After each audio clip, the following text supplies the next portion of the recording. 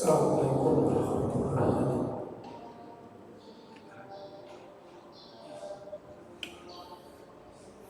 Alhamdulillahirrahmanirrahim. Wassalatu wassalamu ala nabiyyina Muhammadin wa ala alihi wa sahbihi ajma'in.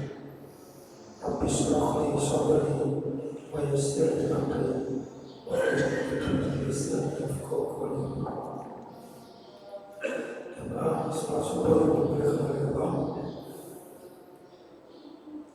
Alhamdulillah,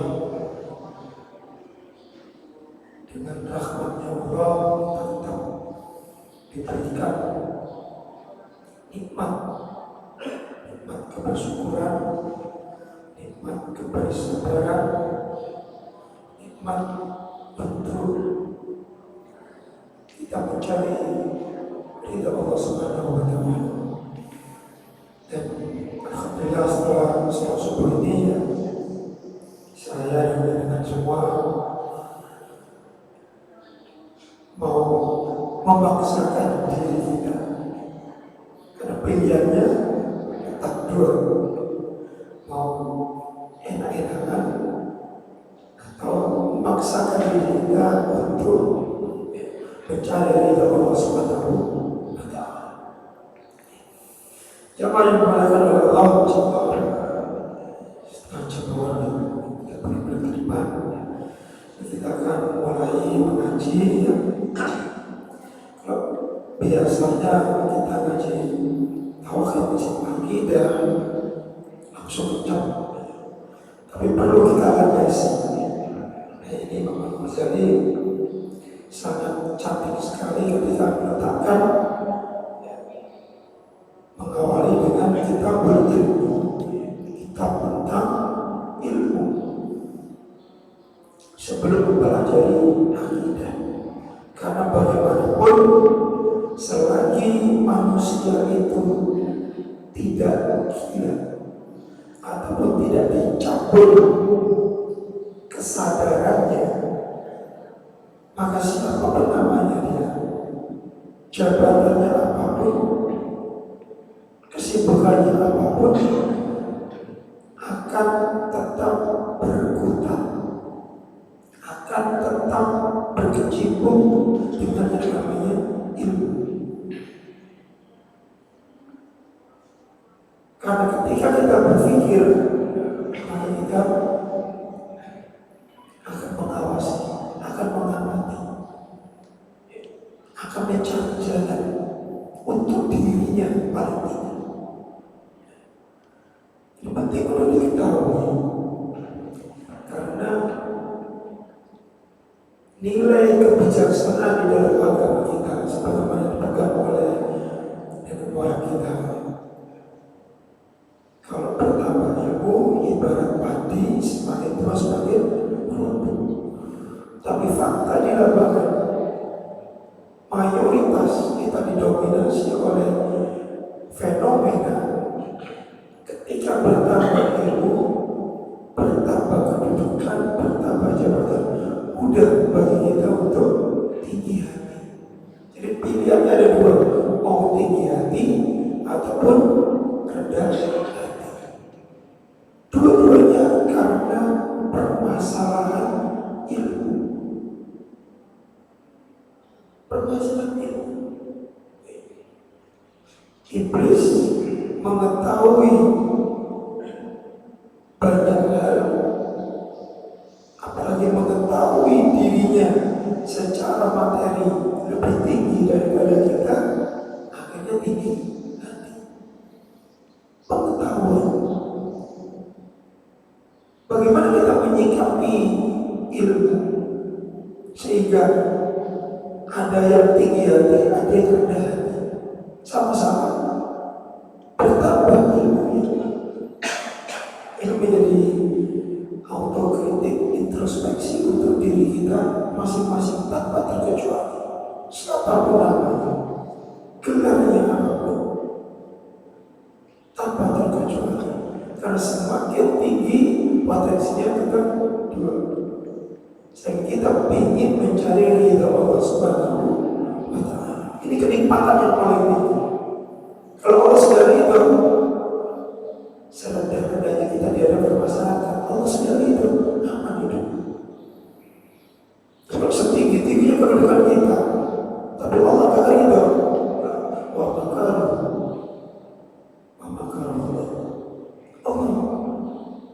memiliki makan sesungguhnya, bisa saja membolak-balik.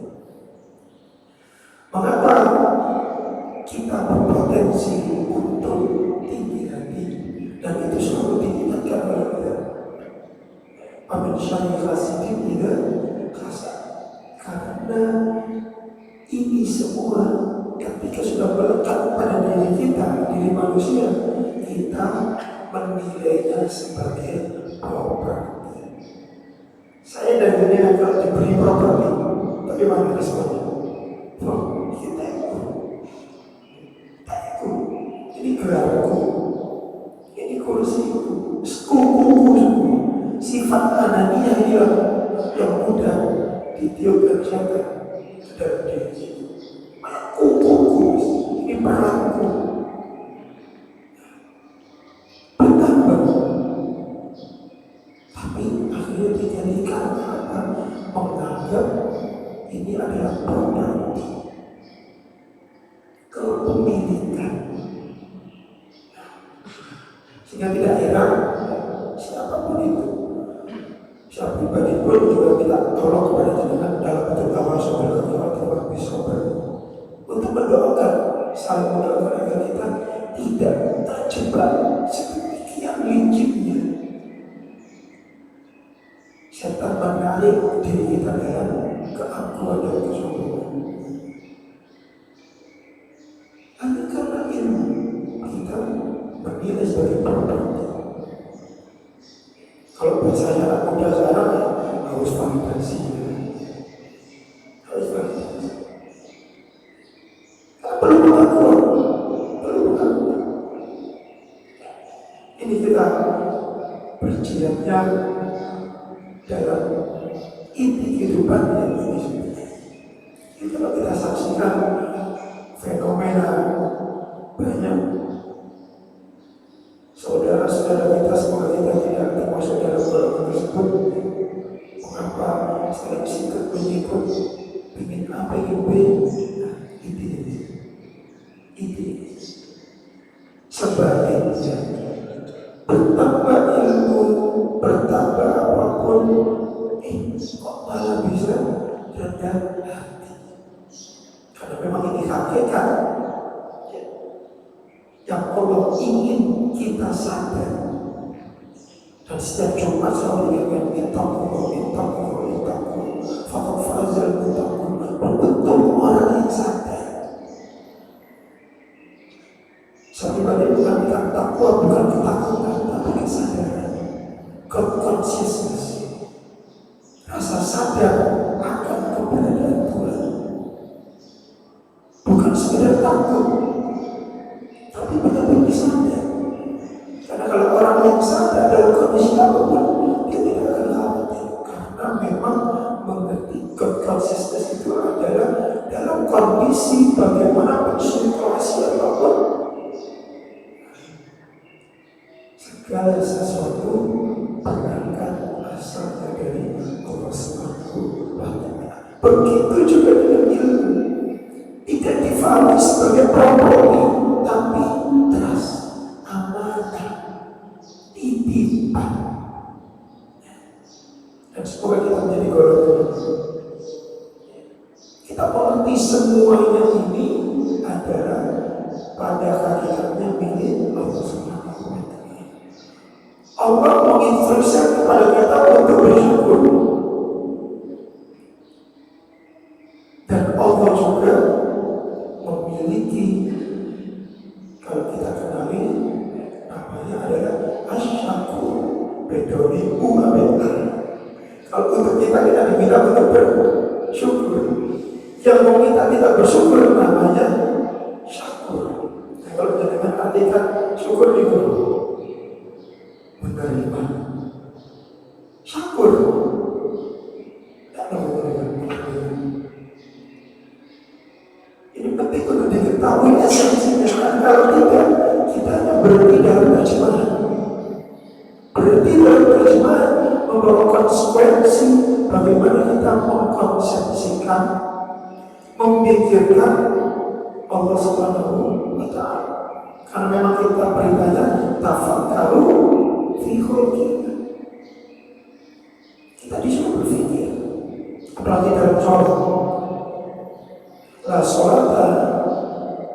imanlah akalafnya. Sholat tidak diterima oleh Allah, tidak dinamai sholat kalau kita tidak mampu menghidupkan akal kita ketika sholat. Maka perintahnya jelas, peringatannya. Al-Ladina sholat ini selalu follow yang sholat. Karena ketika kita tidak mikir, ditegur oleh Allah. Jangan sampai demikian. Nanti kita akan korelasikan berkaitan dengan mengapa kita diberikan puasa. Kembali lagi tentang syukur dan bersyukur. Kita diperintah oleh Allah untuk syukur, menerima. Besar, depan. Orang itu juga menerima, tapi kok gegep. Geroban, kegebangan tak lupa istilahnya. Kenapa? Dia juga menerima. Akhirnya mengambil mengklaim ini milikku. Karena syukur tidak hanya dia lihat secara satu sisi menerima, tapi juga di sisi lain yaitu menjaga. Karena kaitannya dengan amanah. Maka Allah mengatakan lain syaratnya berarti zidane. Nah ini adanya juga ketika kita tercoba dalam mengartikan, kita harus memilih kata yang enak. Kalau kamu bersyukur, maka aku tambah nikmatmu. Kalau saya tanya kepada diri saya jujur, dengan kalimat itu fokus di kata. Ketika kamu bersyukur, kita bersyukur, maka aku tambah nikmatmu. Kalau bahasa yang tapi kalau bahasanya tidak, ketika kita bersyukur akan ditambah nikmatnya. Jadi kan fokusnya di kata. Pasti kemungkinan potensi kita fokusnya dengan kata ditambah. Karena ini manusia. Siapa yang tidak ingin ditambah? Kita bicara manusia dulu. Tapi kita lupa yang ditambah itu apa? Nikmatnya. Ketika kita berfokus pada ditambah, ketoklah 2.000 yang paling juta. Karena fokusnya ditambah. Imam Nawawi, Ibnu Katsir, Imam At-Tabari mengatakan yang ditambah itu al-iman, keimanan ditambah. Pada kualitas. Sedangkan kita karena salah mengkonsepsikan fokusnya ditambah, yang ditambah pengennya kuantitas. Kalau ada saya pengen balik 1 juta.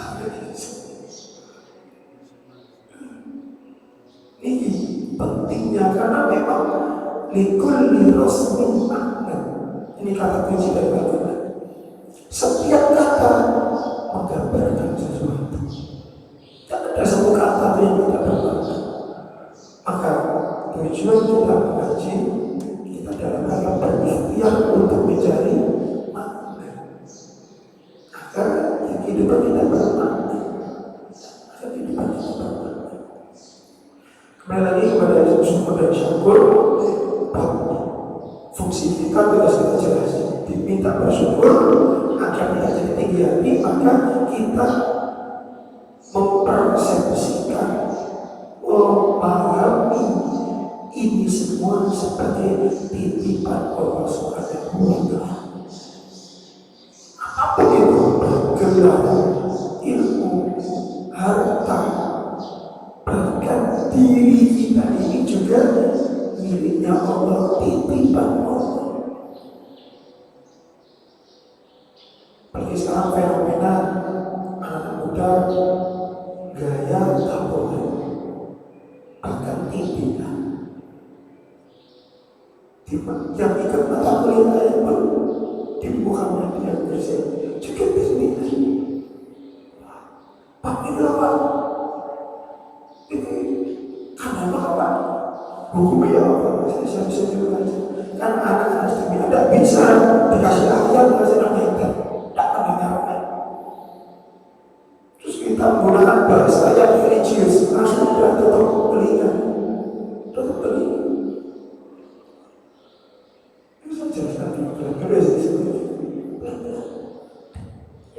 Sampai pada pembahasan ini tadi, segala sesuatu datangnya dari Allah SWT.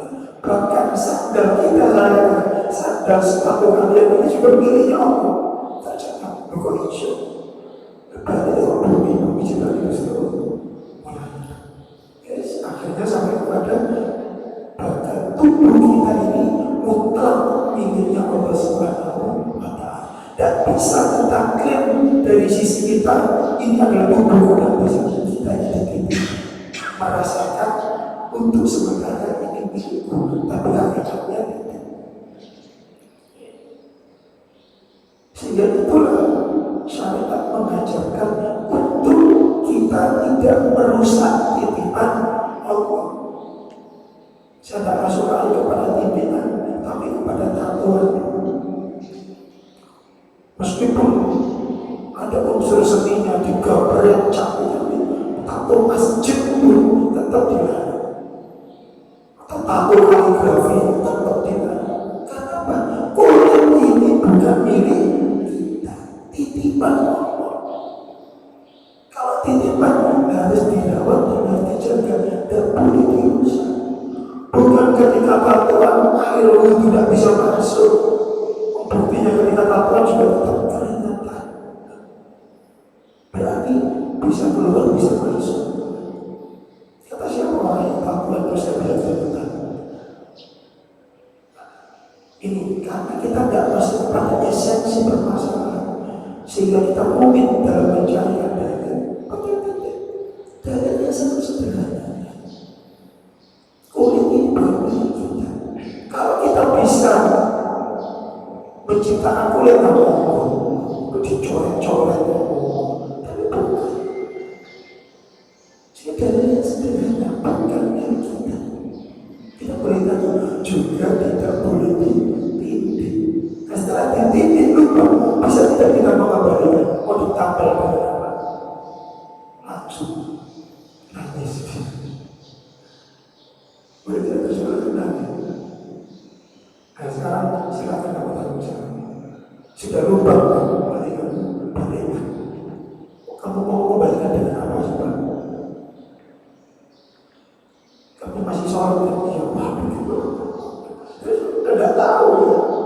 Kalau saya cuma tahu ya istighfar saja. Ini yang sedang menjebak kita semua, terutama dengan semakin banjirnya informasi, modal handphone semua bisa diakses, maka kita sudah dikelirukan dengan yang namanya informasi dan ilmu. Kalau ibu-ibu dimana-mana Allah, ini sangat penting karena berkaitan dengan siapa diri kita.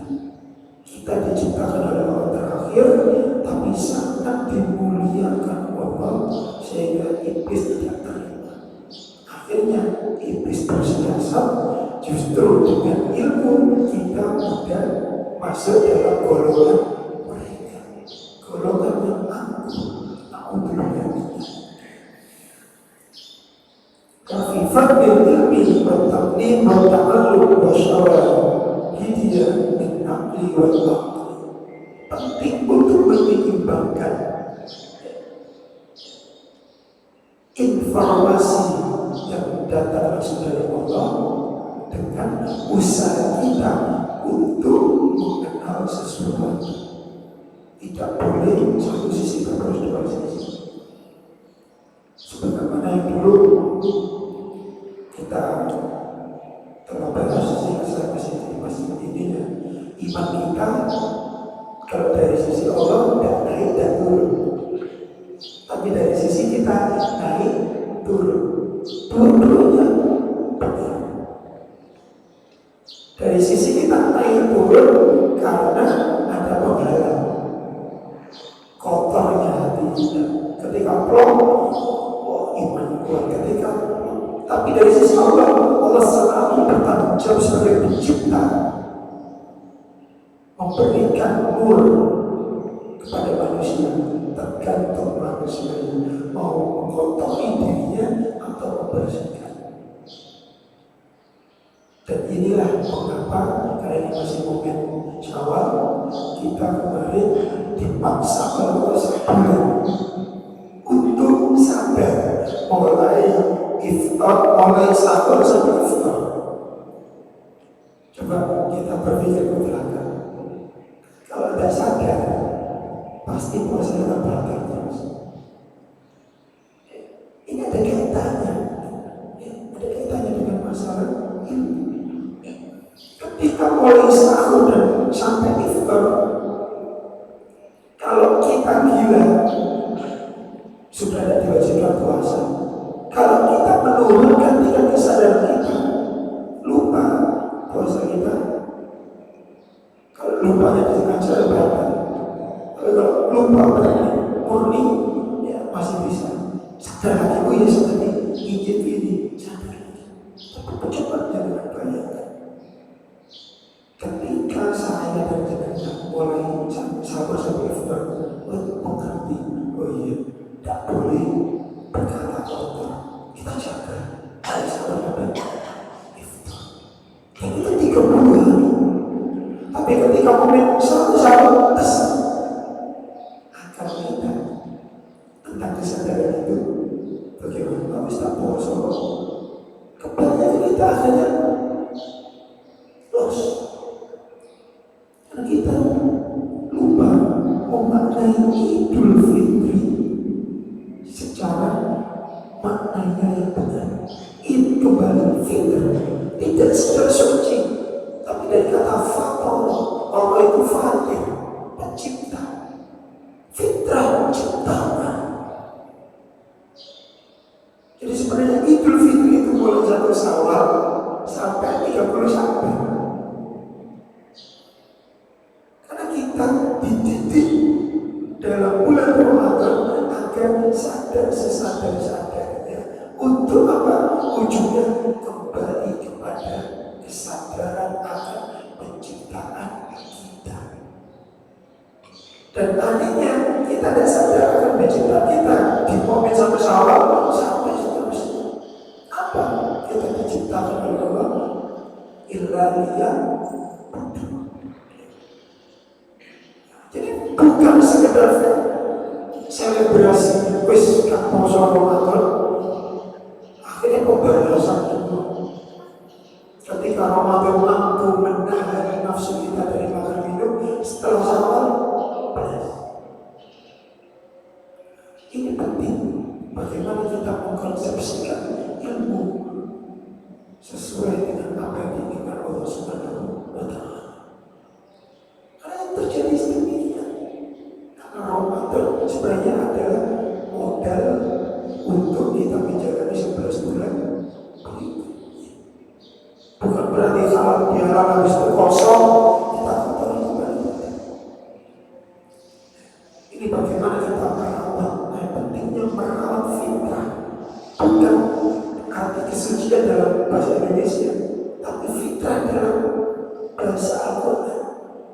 Tujuan penciptaan saya dan jenengan diciptakan oleh Allah hanya untuk beribadah.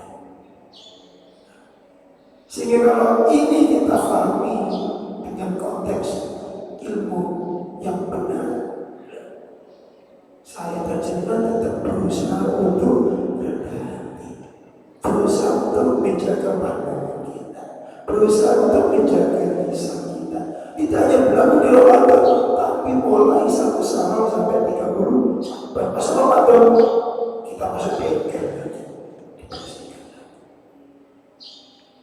Jamaah yang berkata Allah, ini pentingnya bagaimana kita landasi kehidupan kita berilmi.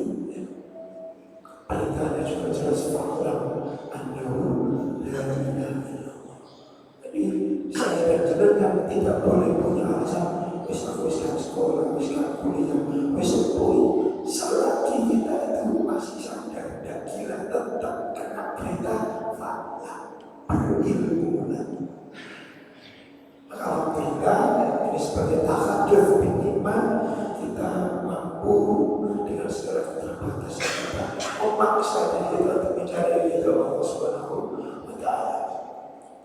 Salahadaha minal Qur'ani qawlu azza wa jalla. Jadi berkaitan dengan fadilatul ilmi, dipersaksikan atau kita persaksikan semua dalam Al-Quran mengerucut dalam konteks ini adalah kalimat yang Allah kekalkan dalam surah Al-Imran ayat 18. Ada dua komposisi. Syahidallahu, Allah, bayangkan kita diminta itu bersaksi, tapi Allah mempersaksikan. Allah itu syakur, kita diminta syukur. Ini bisa jelaskan oleh syakur. Apa itu Pak? Kita diminta untuk syukur, tapi Allah sebagai syakur. Artinya syukur adalah menerima dan menjaga. Demikian juga Allah SWT. Allah itu maha penerima dan maha menjaga. Kalau ini tidak dijaga, bisa kita bayangkan. Jadi Allah itu syakur, menerima juga apa? Menerima hakikat semua sudah dititipkan kepada kita. Sehingga kalau sudah dititipkan, sebagaimana kalau kita memberi kepada seseorang, terus yang kita beri itu kita jaga, jadikan sudah kita jaga. Senang hati kita, oh alhamdulillah pemberianku di. Demikian juga Allah syakur karena senang ketika kita diamanati, kita terima, kita jaga. Maka Allah katakan azidannakum, maka akan aku tambah kualitas keimanan kita, semakin kenal Allah Subhanahu wa Ta'ala. Tapi ketika kita diberi dan terima dan jaga, kalau kita fatul inna ada bilang sangat masuk akal. Jadi kenapa Allah itu marah kepada kita? Ya karena kita tidak menjaga. Jadi Allah syakur karena Allah maha penerima dan maha menjaga atas semua yang telah diciptakan oleh Allah. Sehingga dari sini ini koreksi untuk saya dan orang juga sepakat pada tidaknya tidak ada masalah. Jadi saya pribadi sangat risih ketika ada mengatakan, oh ini rezekinya anak soleh. Tapi saya sangat risih karena seolah-olah yang mendapat rezeki hanya anak soleh, orang kafir itu tetap dikasih rezeki Allah. Tetap, karena memang Allah sebagai konsekuensi dirinya adalah sang pencipta, juga harus memenuhi hak-hak ciptaan. Kalimat ini konsekuensi tauhidnya kalau dibiasakan sangat berbahaya. Padahal belum tentu nanti kalau Allah diteruskan apa yang berlaku, tetap Allah kita akan menjadi anak soleh. Tapi segala sesuatu rezeki apapun itu faminallah, semuanya datang dari Allah. Apabila ini soleh, semua dikasih oleh Allah sebagai bentuk rahmat. Tapi akhirnya hanya diberikan kepada yang sadar. Makanya kita rawat. Subuh kita coba sadar, duhur kita coba sadar. Kenapa subuh sadar, duhur sir, asar sir, mulai maghrib jahil lagi, isya jahil. Ini juga harus coba kita tangkap perintahnya, karena berkaitan dengan nikmatnya Allah Subhanahu wa Ta'ala. Karena Allah sudah memberikan rezekinya kepada semuanya. Bayangkan Allah sangat toleransi kepada yang tidak beriman kepada dirinya, sehingga ketika kita duhur kita tidak jahat, toleransi karena orang semua sedang masanya beraktivitas. Subuh tidak semua beraktivitas, maka bolehlah kita jahat untuk menegaskan, untuk melakukan contohnya. Tapi ketika duhur dan asar, semua masanya sudah beraktivitas. Allah toleransi, bahkan menerima bahwasanya manusia itu sibuk mencari nasibnya masing-masing, mencari bagian masing-masing. Maka bagi yang beriman, tapi kamu hubungi aku dalam kondisi agar tidak mengganggu yang lain. Akhir mulai transisi. Sudah banyak yang tidak beraktivitas. Jangan. Isa jangan.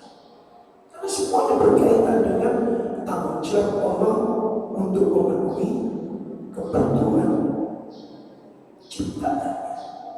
Hanya main diberikan oleh Allah. Nanti kita baca balik ayat 18. Syahidallahu annahu la ilaha illallah. Allah mempersaksikan dirinya sendiri bahwasanya tidak ada yang berhak untuk dicampuri. Kita bahasa dengan mudah kecuali diri Allah Subhanahu wa Ta'ala. Yang diminta untuk bersaksikan hal ini ya, selain diri Allah, malaikat dan orang-orang berilmu. Syahidallahu annahu la ilaha illahu wal malaikatu wa ulul ilmi. Pilihan bagi kita mau menjadi ahli ilmi atau ahli dolanan. Pilihannya cuma itu. Dalam surat Al-Zumar, qul la yastawi alladziina ya'lamuuna wal ladziina la ya'lamuun. Pilihan kita dalam berstatus cuma dua, menjadi ahli ilmi atau golongan yang tidak berilmu. Yang diminta atau dengan bahasa yang lain, yang sadar akan keberadaan Allah hanya tiga: Allah sendiri, malaikat, dan ahli ilmu. Ini diawali dengan ayat ini. Fakir kaifa pada subhanahu wa ta'ala bi nafsihi wa thana bil malaikati wa thalatha bi ahli ilmi. Coba perhatikan bagaimana Allah memulai permasalahan ini dengan apa? Mempersaksikan dirinya sendiri.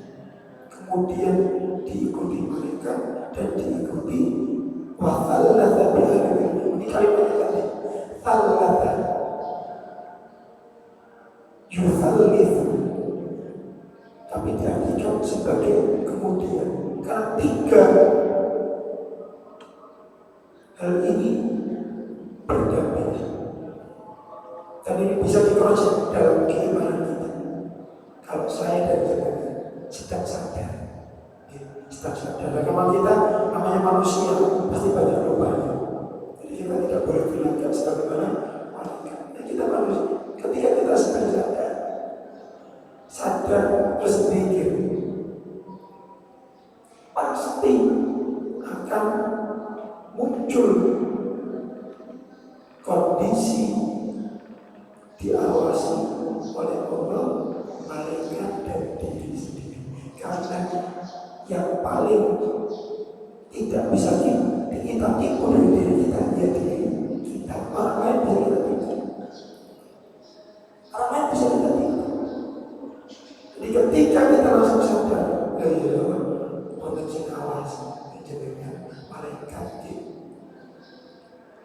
diri kita pribadi berlebihan beliau. Karena memang satu paket, dan ini harus kita rampung, kita.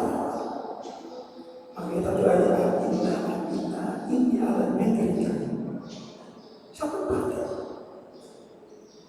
Untuk mengawali kamar ini kita jadikan pegangan. Wajahnya bisa dan syaraf sama fakta bacalah Allah.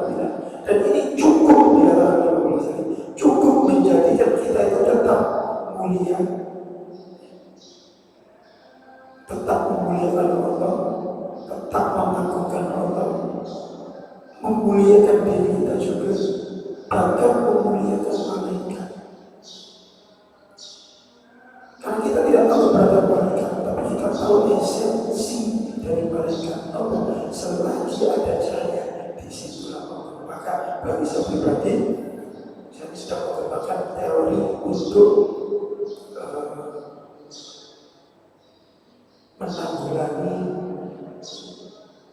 kerusakan moral. Kalau kita bicara korupsi, ya ini solusi. Ketika saya dan jenengan sadar ono sing ngawasi. Sadar napa boten jenengan? Ngerti ataupun nyakiti orang lain. Pada sing ngawasi. Minimal. Kenapa Allah menciptakan malaikat dan kita diminta untuk wa'aminu bil malaikat? Karena kalau kita tafakar fi dzati akan sambung, tidak akan sambung. Sehingga Allah menciptakan malaikat untuk kita iman dan dikatakan malaikat tercipta dari cahaya. Minimal selagi ada cahaya, rasa khauf, rasa roja kita itu muncul. Ya suka seorang cahaya bagi malaikat itu minimal sedemikian. Dan kalau itu tumbuh, tak perlu ada KPK, tak perlu ada CCTV, tak akan manusia untuk berbuat curang. Rukun yang sering kita sepelekan itu rukun iman kepada malaikat. Yang sering kita sepelekan adalah malaikat. Masih mau buka masih bilang, mau buka masih bilang. Pagi kemarin ketika kalau kita berkecimpung di dunia pendidikan, ketika kita tanya jawab si pas matur, enggak sabur, mangan salah. Kudu yang pertama ngerti, toilet yang bersih. Katimu tidak dimujiannya, gitu lah. Paling itu dikasihnya. Hanya anak SD dan SMP. Minta sholat ya Allah kudu, tapi ya. Tapi Allah meminta kita mempersaksikan diri kita sendiri, dan ternyata diri kita tidak bisa kita. Maka yang penting menjaga kita bersama sudah jam. Semoga kita meningkatkan kesadaran kita, memaksa diri kita untuk selalu mencari ridha Allah Subhanahu wa Ta'ala. Ini tingkatan nikmat yang paling tinggi. Nikmat harta paling rendah. Nikmat iman lebih tinggi, tapi yang paling tinggi adalah nikmat ketika kita mendapatkan ridha Allah Subhanahu wa Ta'ala. Radhiyallahu anhu wa radu anhu. Allah sudah ridha. Sekali lagi, tidak perlu kita ngantri, tapi justru kita dipanggil unggul berarti unggul jannah. Semoga kita semua menjadi hamba-hamba Allah yang semakin lama semakin tawadhu, semakin khusyuk dan semakin iqbal kepada Allah. Karena berkata Umar bin Khattab, sholat yang diterima oleh Allah adalah sholat yang 3 unsur ini tidak lepas, yaitu tawadhu, kerendahan hati kita, khusyuk, kesadaran kita, iqbal, dan kita selalu sadar di mana kita menghadap kita menghadap Allah Subhanahu wa Ta'ala. Subhanallah wa bihamdika, asyhadu an la ilaha illa anta, astaghfiruka wa atubu ilaik. Assalamualaikum warahmatullahi wabarakatuh.